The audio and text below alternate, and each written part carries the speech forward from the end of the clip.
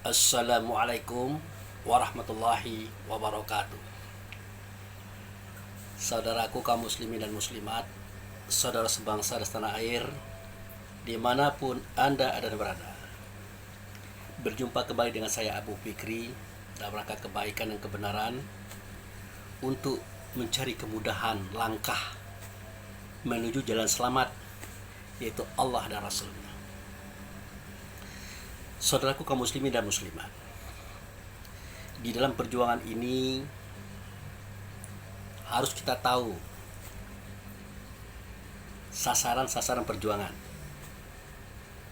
karena hidup ini terbatas, tidak lepas dan tidak luas. Ada ketentuan, ada ketetapan, dan ada keputusan. Yang kita khawatirkan, jika kita melakukan sesuatu dalam hidup tanpa program, tanpa planning work, tanpa rencana, kita khawatir di ujung jalan kita menyesal. Kenapa? Karena tidak terlalu banyak yang kita kerjakan dalam hidup ini, sementara hidup itu sendiri sudah berakhir untuk kita. Makanya perlu kita pahami bahwa tidak ada keinginan lain dalam hidup kita ini kecuali untuk kembali kepada Allah dan Rasulnya dalam situasi dan kondisi selamat. Nah, kali ini saya tidak menjelaskan tentang kiat-kiat perjuangan kita berjalan menuju Allah dan Rasulnya. Hari ini kita sedang melangkah kepada pengibaran bendera tentang perjuangan selamat. Itu kita lakukan secara individu. Besok bersama-sama teman dan sahabat sebagaimana Rasulullah. Berikutnya kaum. Berikut lagi bangsa. Nah, oleh karena itu dari perjuangan dan kiat-kiat ini, regenerasi itu memang perlu. Kaderisasi memang perlu. Tidak dan tidak, kita harus mengembangkan, menyebarkan ide kita, harapan kita, kiat kita, gagasan kita untuk melangkah kepada Allah dan Rasul itu. Nah, jadi saya ingatkan kembali bahwa Allah Subhanahu wa Ta'ala melalui Rasulnya sudah menceritakan bagaimana Rasulullah itu bercerita tentang Nabi Ibrahim. Nabi Ibrahim di usia tuanya, yang beliau risaukan adalah siapa yang akan melanjutkan aku, siapa yang akan melanjutkan perjuanganku memperkenalkan jalan selamat ini kepada Allah dan Rasulnya. Dan selalu berdoa, meminta regenerasi, meminta putra, meminta anak. Oleh Allah belum dikabulkan. Namun dengan berbagai macam skenario, kisah dan kejadian, akhirnya Nabi Ibrahim mendapatkan seorang putra yang bernama Ismail. Maka senanglah hati Ibrahim. Nah, dari sinilah awal regenerasi, kaderisasi itu ditanam pada Ibrahim. Dan terbukti Nabi Ismail akhirnya menjadi seorang nabi pula. Dan Ismail lah yang meneruskan perjuangan Nabi Ibrahim. Meskipun Ismail tahu pada era itu juga pamannya beliau, Nabi Lut, juga berjuang di tempat lain untuk mengajak orang-orang kepada jalan selamat menuju Allah dan Rasulnya. Jadi ada 3 nabi pada zaman itu, Nabi Ibrahim, Nabi Lut, dan Nabi Ismail. Ketiga-tiganya mengajak kaum dan umat ini kepada Tuhannya supaya bisa selamat. Nah, begitu juga Nabi Daud. Beliau punya anak banyak. Ya, bagaimana tidak banyak? Istri beliau saja 99 orang. Bahkan sempat 100. Nah, kalau sama masalah putra, dia banyak punya anak. Putri, dia banyak punya anak. Tetapi yang akan mewarisi kerajaannya, kekuasaannya, terutama pengetahuannya menuju Allah dan Rasul, dia belum memiliki. Jadi salah satu sebab kenapa beliau beristri banyak, maaf, bukan karena hawa nafsu, bukan karena syahwat, bukan karena untuk pelampiasan. Dari istri-istri yang dia nikahi dalam usia yang 500 sekian tahun itu, belum dia dapatkan calon penggantinya beliau. Maka dalam keterangannya, Allah dan Rasul menyampaikan kepada kita di dalam rasa diri, terakhir, istri beliau yang terakhir yang 99 melahirkan seorang putra yang beliau beri namanya Sulaiman. Sulaim itu selamat. Jadi Sulaimani artinya dua keselamatan. Dunia selamat, akhirat selamat. Nah, barulah beliau merasa tenang bahwa setelah beliau wafat, beliau mangkat, ada pengganti perjuangan dakwah beliau untuk menjelaskan bagaimana cara kembali kepada Allah dan Rasul. Itulah Nabi Sulaiman. Kemudian Nabi Zakaria juga begitu. Kerisauan beliau di hari tua. Bagaimana kaji ini, pemahaman ini, konsep hidup untuk selamat ini bisa berlanjut? Siapa yang akan melanjutkan? Usia sudah tua, badan sudah rapuh. Makanya beliau meminta kepada Allah dengan doa agar diberikan seorang putra. Putra untuk melanjutkan perjuangan beliau. Maka beliau diberikan oleh Allah seorang putra yang bernama Yahya. Jadi tidak dan tidak, sebuah perjuangan dengan misi Islam, misi keselamatan bagi semua kaum dan umat tanpa pandang bulu, tidak bisa kita selesaikan sendirian saja, kelompok kita saja. Kita butuh perkembangan. Kita jangan pernah berpikir bahwa perjuangan ini hanya untuk beberapa tahun saja. Yakinilah bahwa perjuangan ini itu selama-lamanya sampai hari kiamat. Tapi setidak-tidaknya sebatas usia kita. Makanya kita harus mengkader, membentuk orang-orang yang bisa diandalkan melanjutkan perjuangan kita. Itu. Jadi jangan pernah kita berkata dan berpikir bahwa perjuangan kita hari ini tidak membutuhkan orang banyak, tidak membutuhkan dukungan orang lain. Ya, kita tidak bercerita tentang hari ini ya. Tapi lihatlah Rasulullah. Seketika beliau disakiti, beliau dihujat, beliau dicaci. Bahkan beliau teraniaya dan dianiaya oleh kaumnya sendiri. Puncaknya seketika Abu Thalib meninggal. Khadijah meninggal. Kekejaman kafir Quraisy kepada beliau menjadi-jadi, bertingkat-tingkat, luar biasa. Akhirnya Rasulullah mencoba untuk pergi ke Taif, sebuah negeri yang dianggap oleh beliau subur, makmur, masyarakatnya baik dan benar. Kemungkinan ada suaka politik di situ, kemungkinan ada perlindungan diri beliau di situ, kemungkinan ada dukungan tentang misi ini di situ. Maka beliau pergi ke Taif, dikawani oleh putra angkat beliau, Zaid bin Harithah. Tapi apa yang terjadi? Beliau dikejar, beliau dipukul, dilempar batu sampai berdarah-darah kepalanya. Semua kita tahu sejarah ini. Apa tujuan Rasulullah? Tujuan Rasulullah itu untuk menambah kaum, ya, untuk menambah jumlah kelompok, untuk menambah dukungan supaya mudah langkah-langkah ini. Dan tidak semua konsep Quran dan Sunnah yang saat itu ada pada beliau memang harus dikembangkan, harus disebarkan, tapi pakai metode, pakai cara. Jangan sampai hal ini menjadi fitnah di masyarakat.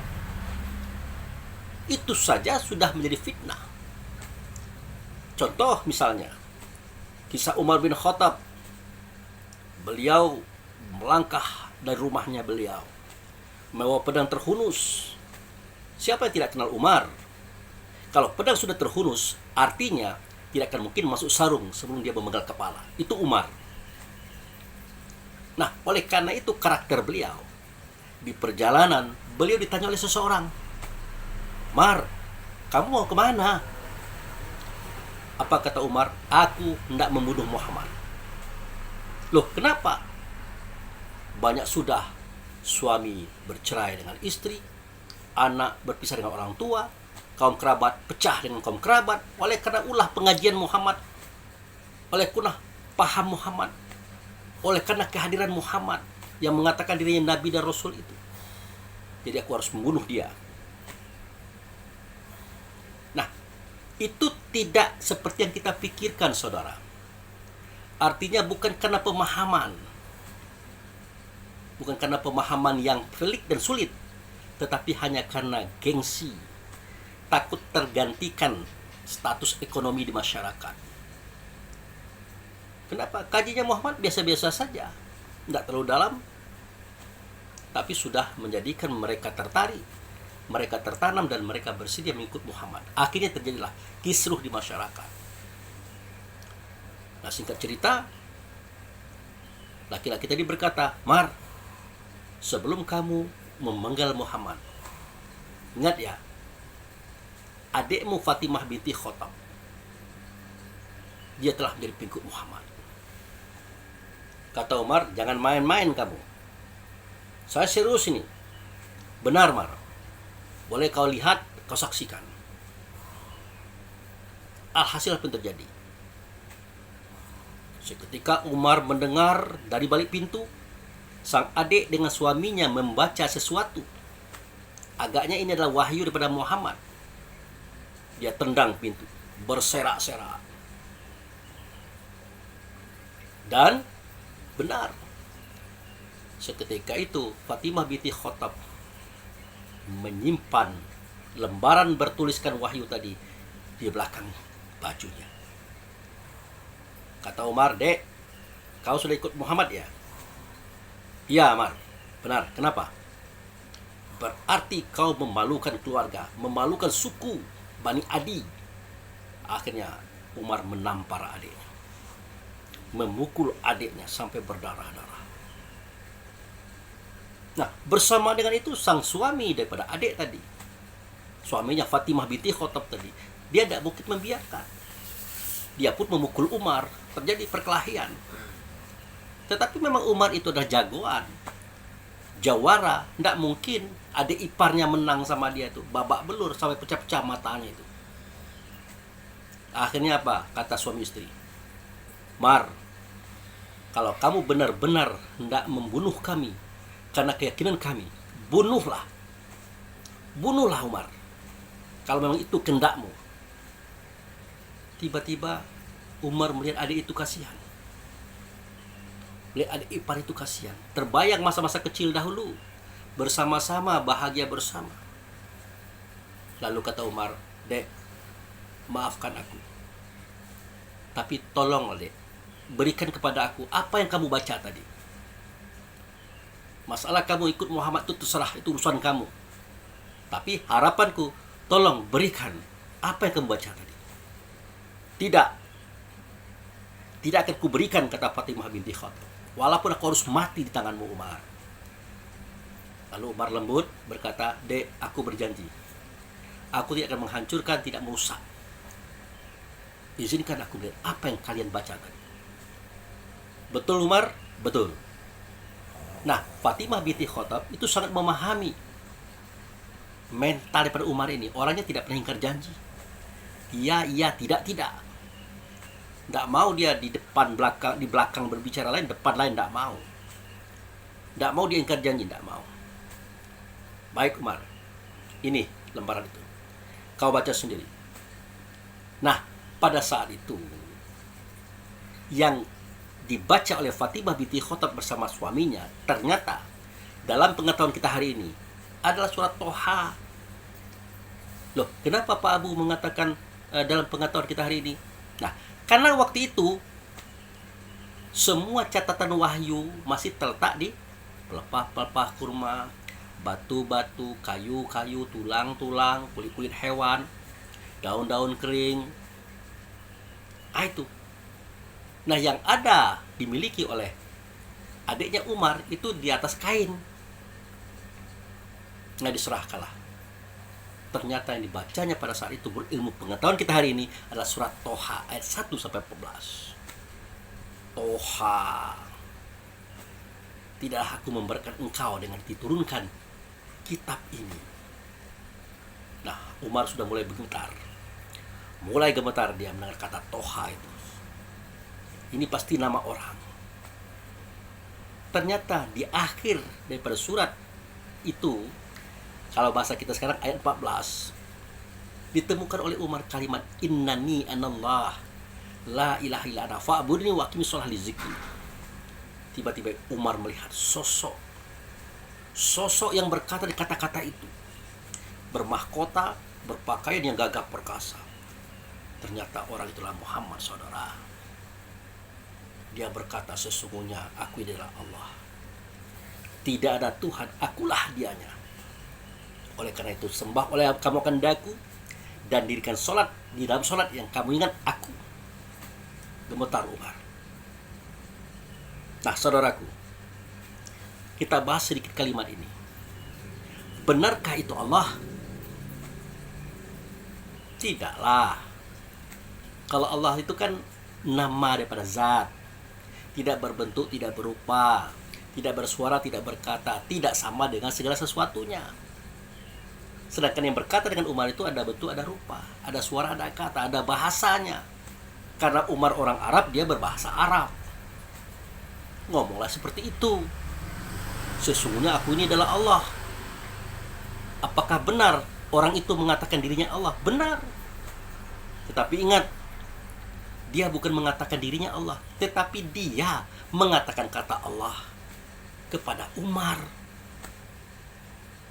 Nah, itu. Sehingga di ujung kisah, di ujung kalimat itu mengatakan, dirikan sholat, dalam sholat nanti yang kau ingat adalah aku. Siapa dia aku itu?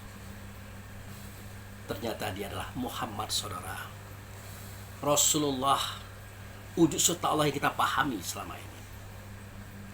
Tersungkur Umar karena lemas dan gemetar. Takut dia. Dia berkata, antarkan aku kepada Muhammad, wahai Fatimah. Nah, jadi itu Muhammad yang mengatakan kata Allah, bukan Muhammad itu Allah. Ini yang disebut dengan satu dia dengan Allah, tidak bisa dibedakan. Muhammad itu satu dengan Allah, tidak bisa dibedakan. Artinya, suara Allah, kata Allah, bahasa Allah, perintah Allah, larangan Allah, semuanya dia sampaikan persis seperti apa yang Allah kehendaki kepada kita semuanya. Tidak ditambah, tidak dikurang. Makanya dia satu dengan Allah, tidak bisa dibedakan. Di situ letaknya, saudaraku. Singkat cerita, diantarkan Umar bin Khattab ini ke rumah Arqam bin Arqam. Nah, disitulah Rasulullah berserta sahabat belajar mengaji, membahas kaji dan seterusnya itu. Nah, diketok pintu. Tok, tok, tok, tok. Bapak, tok, tok, tok, tok. Bapak Arqam, buka pintu. Nah, mendengar kata-kata itu, bertanya sahabat, siapa itu? Itu Umar. Waduh, gawat. Gawat kita, itu Umar. Kacau ini. Kata Rasulullah, buka pintunya. Kalau dia macam-macam, saya akan menghadapinya.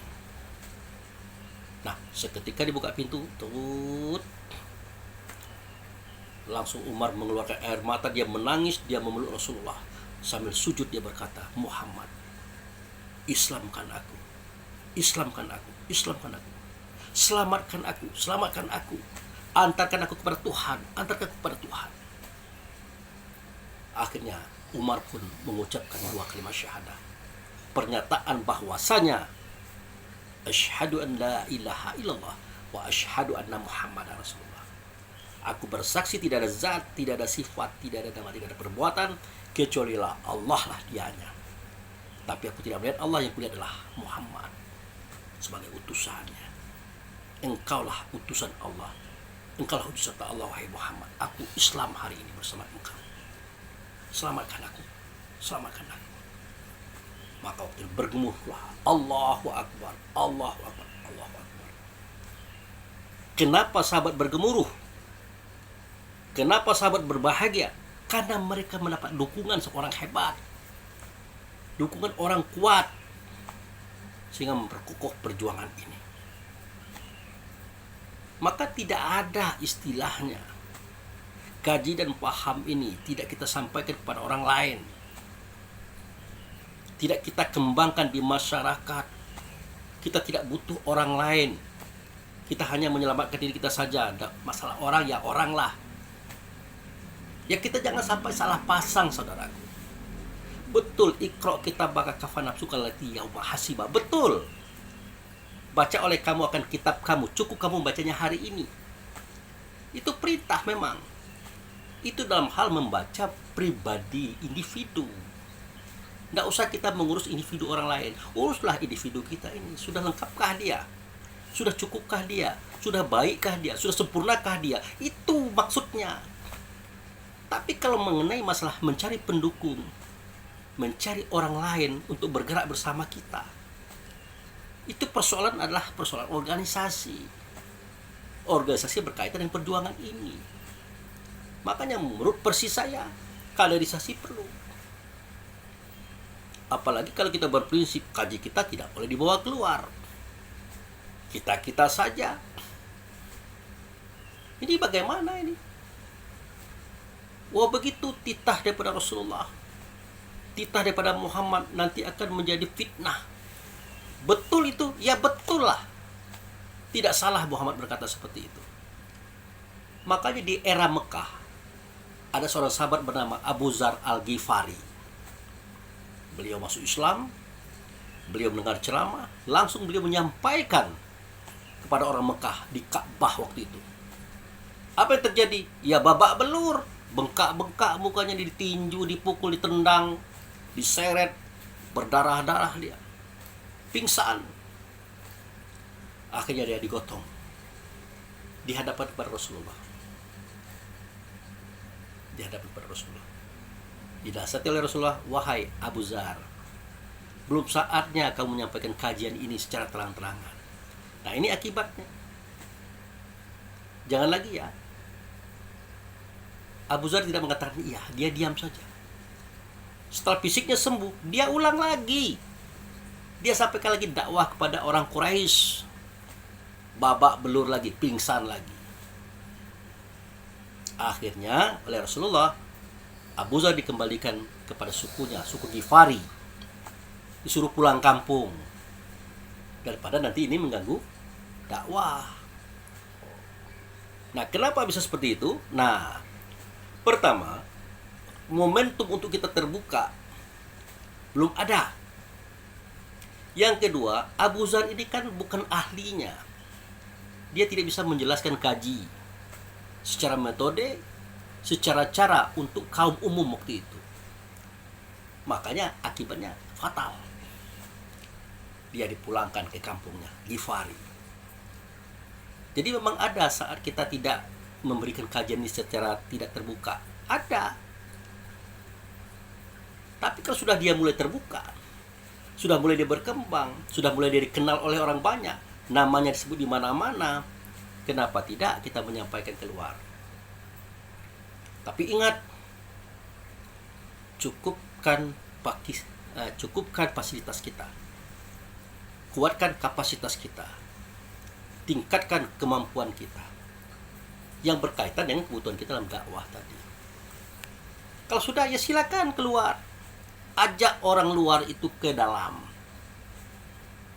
Itu yang disebut dengan ajaklah mereka itu ke jalan Tuhanmu. Dia ajak.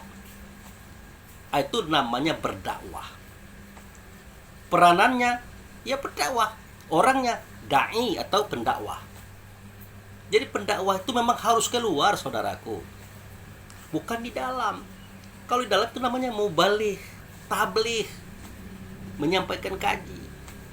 Tapi kalau pendakwah memang harus keluar. Nah, ajaklah orang-orang itu ke jalan Tuhanmu. Berarti diajak. keluar kita. Nah, oleh karena itu, mari para anggota pengajian, anggota kelompok, orang-orang yang bergerak menuju jalan selamat, adakanlah kaderisasi, regenerasi, bekali mereka itu dari ilmu Quran dan hadis. Ya, kalau perlu ilmu alat, ilmu nahwu, sorof, mantik, bayan, badal, fikih, sejarah Islam, sejarah umum, filsafat Islam, filsafat umum, dan sampaikan, ajarkan metode-metode dan berbagai macam metode. Nah, kalau sudah berkapasitas, silakan keluar. Karena tanpa adanya keluar, mengajak orang ke dalam, maka tidak akan berkembang kaji ini. Sebagaimana Rasulullah, dia bergerak sendiri, berjalan sendiri, terus mencari teman, kawan-kawan, sahabat-sahabat. Sehingga dari sahabat-sahabatlah bermula berkembangnya Islam itu sendiri. Jadi tanpa ada pengembangan, tanpa ada dakwah keluar, Nabi Muhammad tidak akan bisa menjadikan kita seperti hari ini, saudaraku. Jangan pernah kita berpikir bahwa paham agama, paham kaji yang kita miliki hari ini hanya untuk setahun, 2 tahun saja. Jangan pernah. Selama dunia ini masih ada, selama itu juga kaji ini harus ada. Apalagi kalau kaji ini membawa kita menuju jalan selamat dan diakui oleh Allah, diakui oleh Rasul. Nah, itu yang perlu kita pahami. Nah, oleh karena pertemuan saya dan saudara-saudara saya berbeda paham, berbeda pandangan, apa boleh buat? Terpaksalah saya bukan berpisah secara hakikat ya berpisah secara syariat. Karena berbeda cara berpaham. Tapi menurut saya, apa yang terjadi selama ini dalam aktivitas kami, regenerasi itu berjalan, pengkaderan itu berjalan, tapi secara tidak langsung. Bahkan orang tua kita, orang tua kami bergerak sebagaimana Rasulullah bergerak. Kemana-mana dia pergi, dia berjuang, mengajak orang, memperkenalkan apa yang disampaikannya untuk membawa kaum ini, umat ini, masyarakat ini kepada jalan selamat. Dia pergi kemana-mana. Tapi karena orang tua kami, orang tua kita sudah sepuh, kalau beliau sudah habis tugas, siapa yang akan melanjutkannya? Bisa orang yang tidak pernah keluar ini melanjutkan? Tidak bisa. Bukan kita tidak punya tokoh, kita punya tokoh. Kita punya profesor. Tapi bisakah orang tua kita menyampaikan kajian itu kepada tokoh dengan kajian yang sebenar-benarnya untuk saat ini? Belum. Beda dengan zaman dulu, zaman kita ngaji dulu. Beliau terbuka, beliau sampaikan intinya. Tapi kalau sekarang tidak bisa seperti itu. Karena ini terlalu luas, terlalu bias. Makanya tidak salah kalau kita dengar orang-orang yang ikut daripada orang tua kita, apapun gelar dan jabatannya. Dari cara dia bertanya, kita bisa paham kadar pemahamannya tentang pelajaran menuju jalan selamat ini. Kita bisa tahu kita.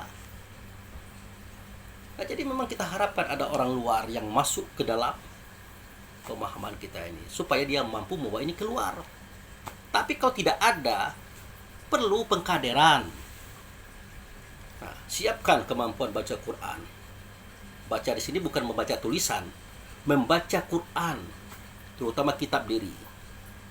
Ya, kitab diri yang datang daripada Allah dan Rasul itu.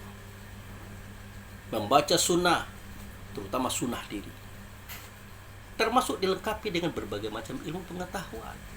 Dan ini bukan kesombongan, saudara. Tidak. Ini sebuah himbauan berdasarkan pemahaman yang saya miliki. Maka saya katakan, saya tidak dari mana-mana dan tidak di mana-mana. Saya berjalan sendiri. Tapi insya Allah kita sama-sama satu arah, yaitu kepada Allah dan Rasul. Ya sudah, berarti kita tidak bisa bersama-sama berjuang, tapi kita akan bersama-sama menuju jalan perjuangan. Nah, itu yang saya maksud, saudaraku. Jadi mari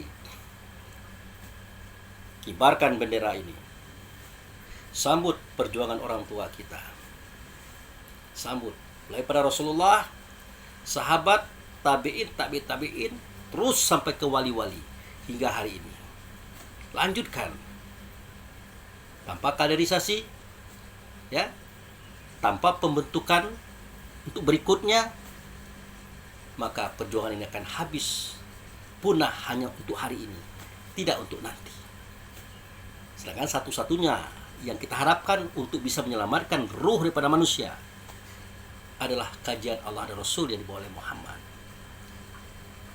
Nah, kajian itu ada hari ini. Mari kita fastabiqul khairat. Artinya berlomba-lomba dalam kebaikan. Walaupun kita berbeda pola pikir, berbeda pola laku.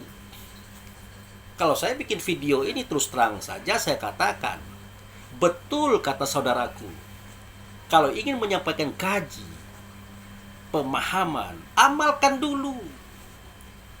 Jangan mengatakan kata yang kita tidak tahu. Betul. Jangan menyebut sesuatu yang kita tidak mengerti. Benar. Jadi amalkan dulu baru kita sampaikan kepada orang. Selamatkan dulu diri kita, baru kita selamatkan diri orang.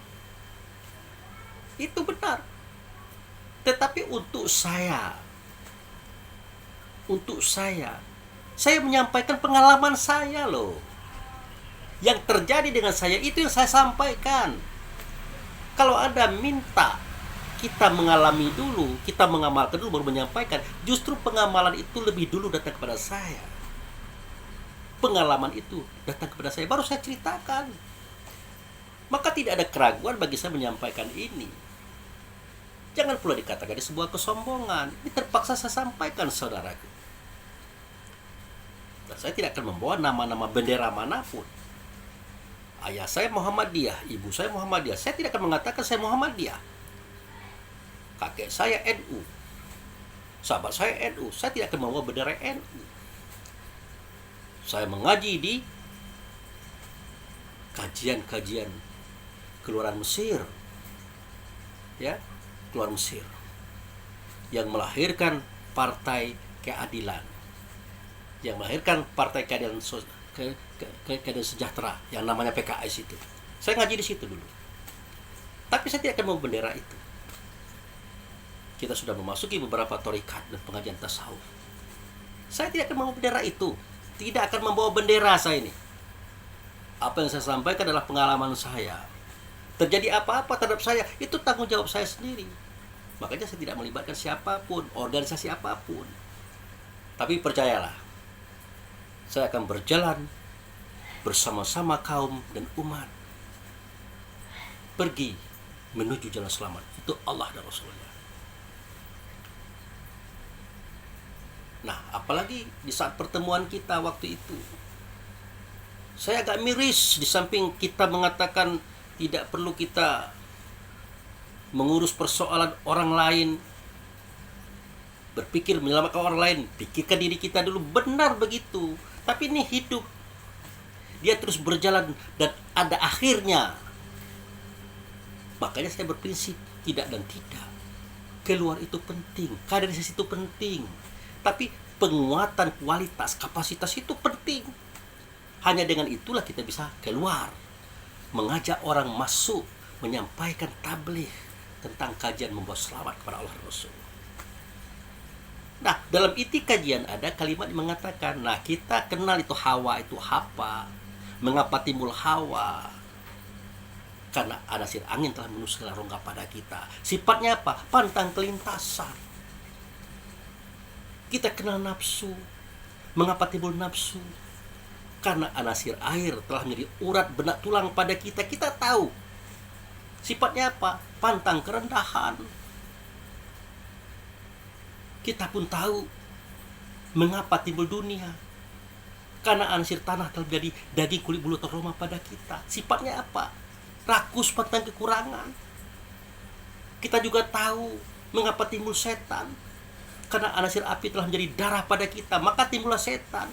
Sifatnya apa? Pantang singgung dan mau kalah. Semua kajian ini, pemahaman ini disampaikan oleh Muhammad kepada kita. Dan kita dapat itu daripada orang tua kita. Kita tahu, tapi bagaimanakah mengembangkan ini? Bagaimana caranya? Itu gunanya kita berakal dan berpikir, mencari metodenya itu bagaimana, cara menyampaikannya bagaimana. Ya jangan sampai pernah kita berpikir hawa nafsu dunia syaitan harus ditekan, harus dibunuh. Jangan begitu juga. Coba pantang kelintasan. Kalau kita tekan dia, kita bunuh dia, kita buang daripada diri kita, apa yang terjadi? Kita tidak punya mental saing, saudaraku. Tidak punya mental saing. Artinya seketika orang maju, ya kita tidak ingin maju. Karena tidak punya mental untuk pantang kelintasan tadi. Jadi pantang kelintasan itu sebuah potensi agar kita jangan sampai kalah dengan orang lain. Kompetisinya di situ. Jadi jangan pernah mengatakan bahwa sifat itu buruk. Belum tentu. Tidak selamanya itu buruk. Pada hakikatnya itu baik. Cuma bagaimana cara kita mengelolanya. Itu sifat pantang kerendahan. Kita katakan itu buruk. Apakah benar buruk? Benar buruk, tapi tidak selamanya. Bagaimana kalau kita direndahkan orang terus, dihinakan orang terus? Ya kita carilah jalan keluarnya, bagaimana caranya untuk tidak dihinakan orang lain. Otomatis kita harus mempunyai sifat, membawakan sifat pantang kerendahan tadi.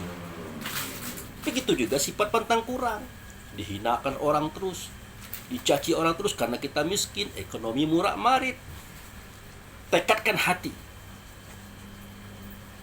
Dari hasil 1.000 bikin 2.000, 2.000 bikin 3.000, sampai 1 juta, 1 miliar, 1 triliun, dan seterusnya. Itu sifat harus dipakai, saudara. Karena di situ potensinya. Rakus pantang kekurangan. Di rakus itu memang tak enak, tapi itu bisa positif. Rakus ilmu, rakus kemajuan, rakus pencapaian, rakus kesempurnaan, kan boleh saja itu. Yang tidak boleh rakus itu adalah seketika kita memberangus hak orang, menjegal hak orang, itu tidak boleh. Itu benar tidak boleh. Tapi kalau rakus dengan ilmu, rakus dengan pencapaian, rakus dengan hal-hal memberikan kebaikan kepada diri kita orang lain, itu dianjurkan, saudara. Begitu. Terakhir, pantang tersinggung, tidak mau kalah. Iya, ketersinggungan itu adalah salah satu potensi untuk menjadikan kita mawas diri.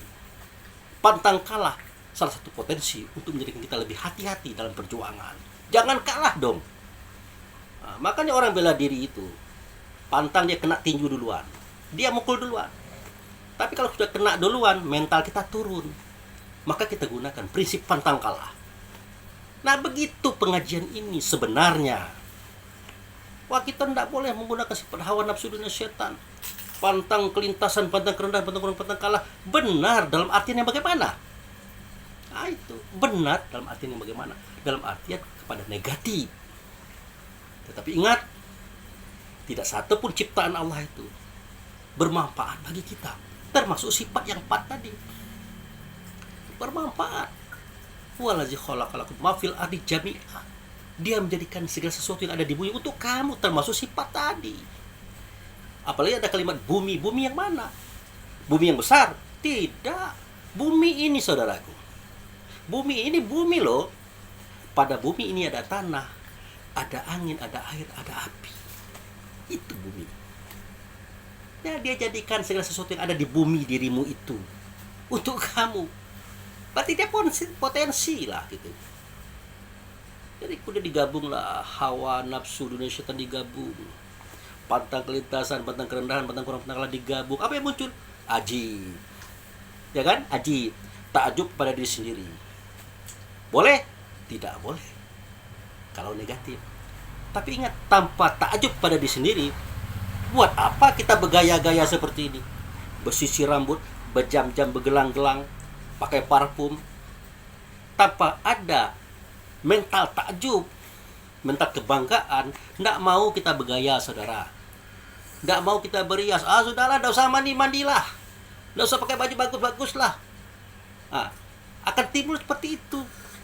Tapi kenyataannya apa?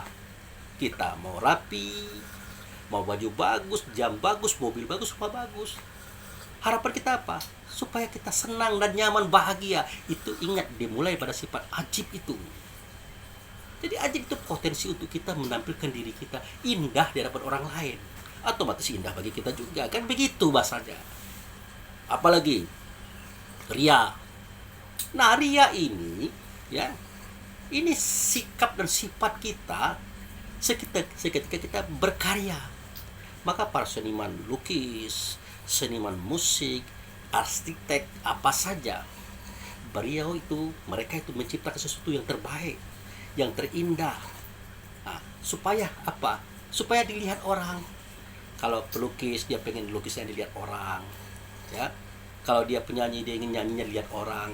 Kalau dia mengaji, menyampaikan kajian, dia pengen dilihat orang. Wajar-wajar saja. Untuk apa kita menciptakan keindahan, kebagusan, pencapaian kalau tidak boleh dilihat orang? Kalau tidak memperlihatkan kepada orang, bagaimana kita mempromosikan diri kita? Tidak bisa. Makanya dalam ilmu ekonomi itu ada namanya promosi. Memperkenalkan, memperlihatkan karya, produk. Itu ria itu. Bukan ria yang seperti ini yang dimaksud dalam agama. Ria artinya membanggakan diri untuk hal-hal yang tidak baik. Nah itu. Jadi jangan sekali-sekali berpikir sifat ini ditekan, dibunuh. Tidak begitu. Dalam menyampaikan suara kata ini juga harus ada bara apinya. Kalau tidak ada bara api, tidak semangat, saudara. Kita tidak usah jauh-jauh lah. Setiap kita punya motor minimal, punya mobil maksimal dengan berbagai macam kelas. Itu tanpa air, mobil itu tidak bisa jalan. Panas, mesinnya pecah. Makanya ada sesuatu di depan mobil itu, ada tabung yang diisi air itu. Apa namanya? Saya tidak ngerti juga karena saya belum punya mobil. Pakai air. Pakai angin juga untuk mendorong energi. Ya. Pakai api. Api apa lagi? Itunya namanya listrik itu. Kalau tidak ada angin, air, tanah, api tidak bisa. Tapi tanah di mana posisinya Pak Bu? Lah itu bahan baku semua itu dari tanah semua itu. Yang namanya besi, plastik, macam-macam timbul dari tanah semua itu. Maka begitulah cara kita berpikir. Angin, air, api, tanah, atau angin, air, tanah, api adalah komponen yang paling menentukan terwujudnya sesuatu yang ada di alam semesta ini. Nah, itu jangan kita artikan negatif. Ya gunakan dong untuk suatu hal yang positif. Lagian kita jadi khalifah. Ini ja'ilu fil ardi khalifah, kata Allah. Aku jadikan di dalam bumi itu, maksud dalam tubuh ini, khalifah. Pemimpin. Pemimpin apa? Ya pemimpin daripada hawa, nafsu, dan syaitan tadi. Pemimpin daripada Rehan Rahmani, Jasmani, Dafi tadi. Supaya dia bisa diarahkan, diluruskan kepada kebaikan. Mendukung kita berjalan pada Allah dan Rasul, menuju jalan selamat. Itu tujuannya. Tidak bisa ditekan, tidak bisa dibunuh itu. Nah, dalam hal ini kita butuh ruang dan waktu, materi dan tenaga, uang dan kaum, sahabat dan kerabat, pengikut. Bahwa perjuangan yang suci ini, perjuangan yang benar ini tidak akan berhenti hanya setahun 2 tahun, saudara. Tapi ratusan tahun, ribuan tahun, bahkan selama-lamanya. Kenapa? Karena kita yakin, ya, kita yakin bahwa misi Muhammad itu dengan Islam ini adalah misi yang paling benar. Misi yang paling benar. Lalu bagaimana dengan agama lain, Pak Abu Fikri? Lah kita tidak bercerita agama loh. Kita tidak cerita agama. Kalau kita mau bercerita agama, sebenarnya dari Adam sampai ke Isa, semua misi mereka membawa pada keselamatan, membawa kaum pada Allah dan Rasulnya. Terserah agamanya apa, mereknya itu, ada masalah itu. Mau merek A, merek B, C, D, ya terserah lah. Kita juga tidak tahu zaman Nabi Adam mereknya apa, tidak tahu kita. Zaman Nabi Musa mereknya apa, tidak tahu kita. Hanya Al-Quran yang dibawa oleh Rasulullah mengatakan semua mereka itu beragama dengan agama Islam. Semua mereka itu beragama dengan agama Islam. Artinya pendirian selamat kepada Allah dan Rasul. Semua kaum dibawa ke situ. Tentang judulnya itu tidak usah kita persoalkan. Termasuk hari ini ada namanya Kristen, Yahudi, Hindu, Buddha, Konfusius, apalagi. Ya silakan namanya berbeda-beda, silakan saja. Yang penting dia membawa kepada Allah dan Rasul dengan selamat dan benar. Tapi beda Pak Abu syariatnya. Kita punya sholat 5 waktu sehari semalam, mereka tidak. Tidak urusan kita itu. Itu urusan mereka. Syukur-syukur mereka sama dengan kita. Syukur-syukur. Kalau tidak apa boleh buat. Makanya dakwah ini penting. Mengajak orang dari luar ke dalam ini perlu. Dibutuhkanlah orang-orang yang mampu untuk melakukan itu. Makanya pengkaderan itu penting, saudaraku. Perlu. Nah, karena perlu itulah mengapa Nabi Ibrahim berdoa agar diberi anak. Nabi Daud sampai beristri 99 karena belum ditemukan anak yang dia inginkan. Nah, lagi-lagi saya katakan, jangan dikatakan, oh Daud itu pelampiasan hawa nafsu, seksnya tinggi. Tidak, saudaraku. Istri pertama tidak kelihatan anak yang diharapkan. Istri yang 99 baru dia bertemu anak yang bakal menggantikan kerajaannya, yang akan meneruskan cita-citanya menuju Allah dan Rasul kepada kaum dan kaum-kaum tadi, itu maksud saya. Baru dia stop, tidak beristri lagi. Begitu juga Zakaria, doanya juga minta anak. Untuk apa? Regenerasi, kaderisasi. Gitu. Jadi itu sajalah ya. Ini udah 46 menit ini. Semoga dapat dipahami. Kita satu arah boleh. Dan memang gitulah. Kendaraan kita beda-beda, jangan dimasalahkan. Sesuai dengan kapasitas ekonomi. Kalau kita pakai pesawat, bagus. Nggak bisa pakai mobil, bagus. Nggak bisa pakai motor, apa boleh buat. Cuman motor yang kita punya, silakan saja. Yang penting tujuannya Jakarta. Nah, itu. Dalam bahasa lain, apapun status sosial kita, kapasitas kita, yang penting Allah dan Rasul. Nggak usah kita ribut-ribut. Kita berbeda bukan untuk bertikai, tapi untuk saling kenal mengenal, saling isi mengisi, saling bantu membantu, untuk berkawan-kawan. Jangan saling jelek menjelekkan. Ingat, video yang saya buat bukan sembarang saya buat, tapi pengalaman yang saya sampaikan. Ya, kalau saudaraku mengatakan amalkan dulu baru sampaikan kaji, itu sudah benar. Tapi di saya pengalaman yang saya sampaikan, apalagi yang akan saya amalkan. Pengalaman yang saya sampaikan ini. Justru setiap video yang saya keluarkan pasti ada latar belakang. Maaf saudaraku, ada terkesan agak ego-ego dikit, ya, ada terkesan sombong-sombong dikit, tapi tidak. Memang ada beberapa suara, beberapa kata dan tema-tema tertentu harus dengan api. Bayangkan bagaimana Bung Tomo mengerahkan arek-arek Surabaya pada tanggal 10 Oktober itu, hari perjuangan itu, ya. Allahu Akbar, Allahu Akbar, hidup serta mati, hidup atau mati. Salah lagi Pak Ustaz ngomong, hidup atau mati, kita harus merdeka. Itu kalau ngomong Allahu Akbar, hidup atau mati, tidak cocok. Perlu, api itu perlu, panas itu perlu, hangat itu perlu. Kita harus merdeka, merdeka atau mati, begitu. Merdeka atau mati, tidak enak, tidak dilihat aja tidak enak, didengar apalagi. Begitu saudaraku. Jadi jangan nanti kita dalam pengajian ini harus santun, lemah lembut, betul. Tapi ada saatnya kita harus tegas, harus berapi-api. Maka saya katakan, angin, air, tanah, api bukan musuh.